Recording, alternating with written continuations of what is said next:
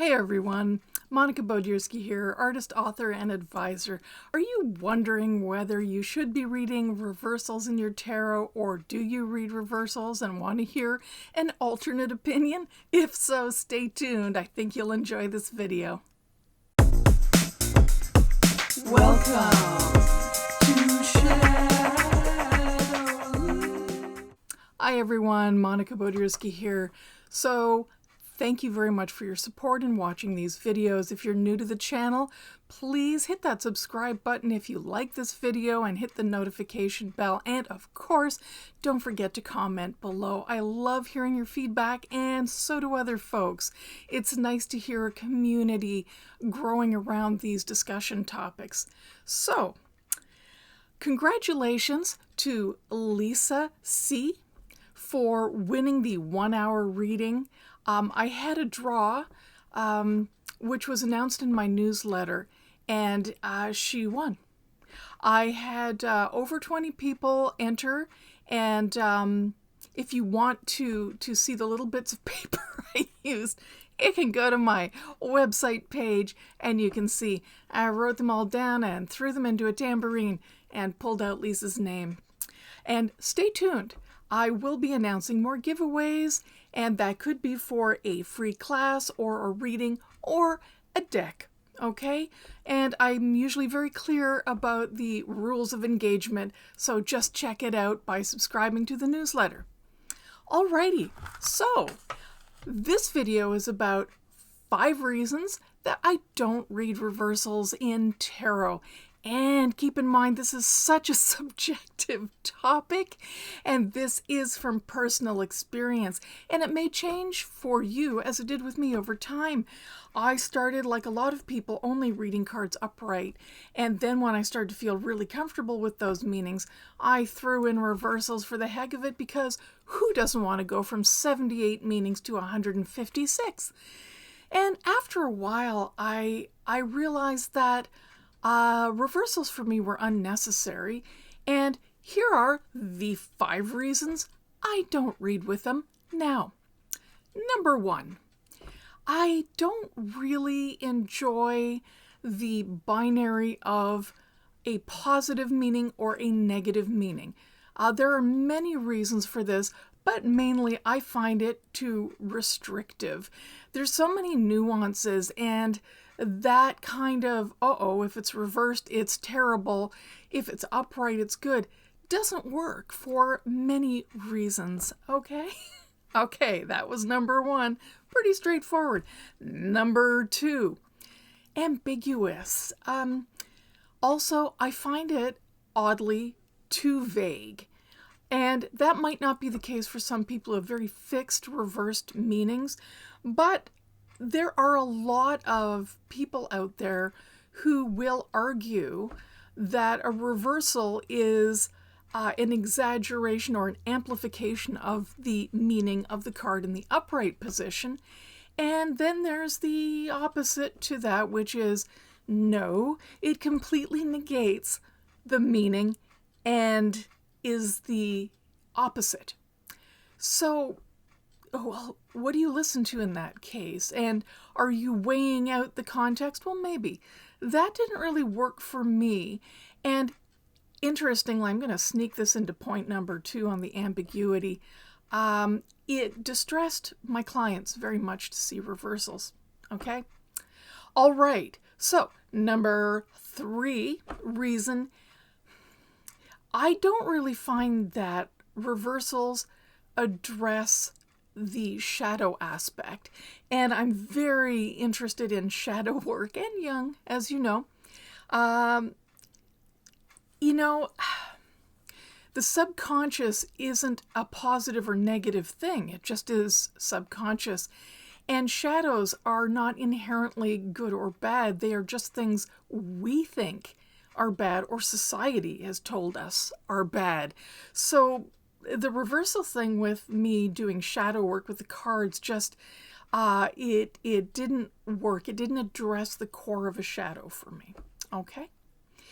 Number 4. We're just tearing right along here, are we? Okay. Number 4 is When you are using a tarot deck, at least for me, and you want to use reversals, you have to, here, let me demonstrate. Let me just reach delicately over here and grab my deck. So generally speaking, you take your deck when they're all upright and you are turning half the deck the opposite way. Okay, so now you have 50% of the deck upright and 50% in reversals. Now, the issue there, you can imagine, is that if you need to do that for every reading, do you need to have them all upright? No, you can argue, no, you do that once and then whatever happens, happens. I guess so, but I'm uncomfortable with that. I'd like to know you have a 50-50 chance of having that. I guess that's one of those things that I don't want to leave up to fate. We have differing opinions there because it's the same as when a card plops out. You know, I joke with students and have in the past when they've asked me, what does it mean when a card falls out? Well, you know, I've mellowed on this, but I used to just joke that it means the card fell out.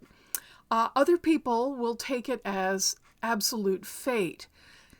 I would say it's more in the handling of the cards and a little more mundane, but, you know, we all have a different line that we draw for what is fated and what is actually in our hands, quite literally.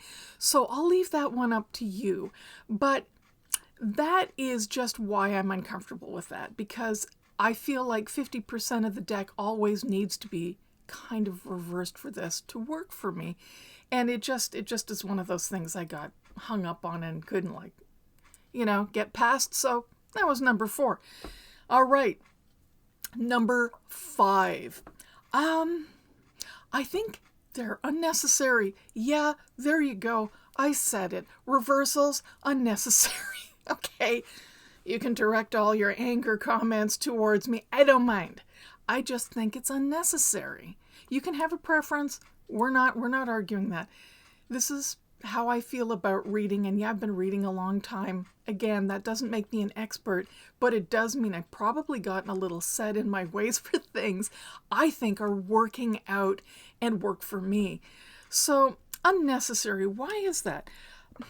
Because when I look at a card, and this is what I mean by things may evolve for you over time, because when I look at a card now, I see very positive aspects of this card, even within a challenge or something that others might call negative, as well as the shadow.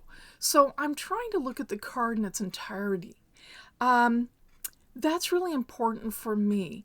And it allows me more freedom to look at the context of the card within readings and with the energy of the person I'm reading for. Also very key. So that's why I guess I just don't see them as really that useful.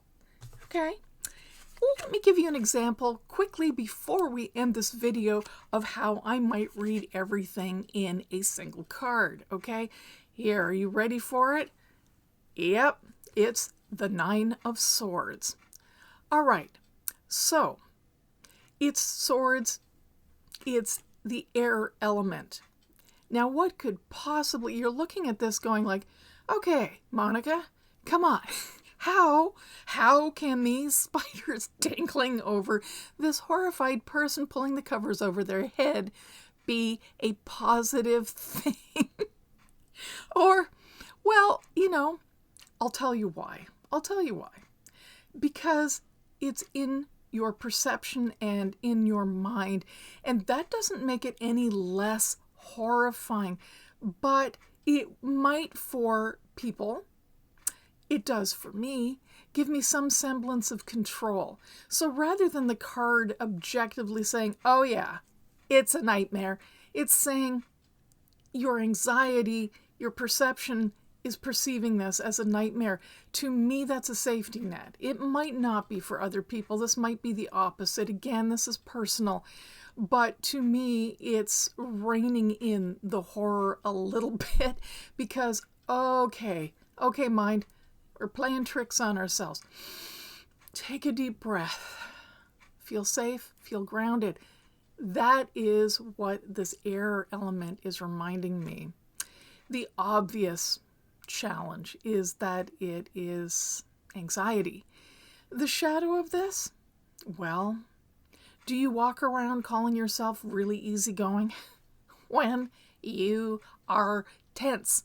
Are you putting on that false front? That might be a shadow because you've been told, oh, listen, don't be neurotic about that. You know how people toss those things around carelessly sometimes, and so maybe you want to pretend you're not, and you actually are. That is a shadow because society says it's not good to be anxious, okay? So there you have it. Pretty straightforward, kind of simple and to the point. This is a single card. I would read this differently if I had it in a spread indicating specifically what the nightmare was, what it was about, and the solution. Spreads, as I always say, along with your questions, are absolutely vital and keys to good reading skills. So there you have it, everybody. Thank you so much for tuning in. I hope you enjoyed this video. And like I said, please feel free to leave your comments below. And don't forget to check out my Instagram, IGTV, and of course the website, because things are cooking. Soon there's going to be that mystery newsletter. Okay, everyone, have yourselves a wonderful week. Bye-bye.